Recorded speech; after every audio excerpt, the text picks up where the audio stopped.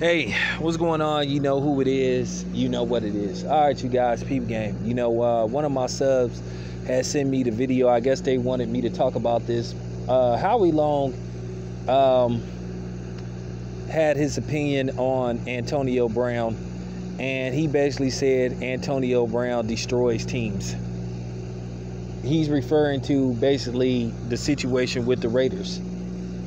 And basically, he single-handedly blamed Antonio Brown for how the Raiders are as a franchise. Oh, really? Now, I'm going to talk about the Raiders as a franchise later. But let me talk about Howie Long. When you hear guys like Howie Long refer to players like Antonio Brown, a.k.a. like Skip Bayless, talk team obliterators and cancers and all that stuff. And, you know, I'm going to tell you something real talk. I despise that word when they say that a person is a cancer on the team, because you know what? I lost family members to cancer. I have family members currently suffering from cancer. You know, somebody in my family, they caught his cancer early and they removed it. Then, you know, I lost a family member to cancer, and then I have a family member who's currently suffering from cancer. So I don't like that terminology. But you notice those are words that they refer to, let's just face it, black athletes. They always try to come up with these words to like just demonize and make these black athletes look like they the worst person in the world. It's always been this thing in sports. They don't like for black dudes to have an opinion. They just want you to, as you know, Laura Ingram would say, shut up and dribble, shut up, catch the ball, shut up and hit the ball, shut up and fight, shut up and wrestle. They want you to, you know what I'm saying, just play and don't speak. But it doesn't work like that. They only think guys like Tom Brady and Peyton Manning should be able to speak. But it doesn't work like that. At the end of the day, Antonio Brown just finessed the Raiders. He played them and he used them. It's just that simple. They mad because it was him. I guarantee you, if Antonio Brown looked like Howie Long, it wouldn't be that big of a deal. They probably would say he was a genius. That's really what it come down to. First of all, the Raiders have been a terrible franchise, pretty much for the last 20 plus years. Before Al Davis passing and after Al Davis passing, they have just been a poorly ran franchise, and that's just the bottom line. The Raiders, since they returned to Oakland, I think in 1995, the Raiders have had at best 3 winning seasons.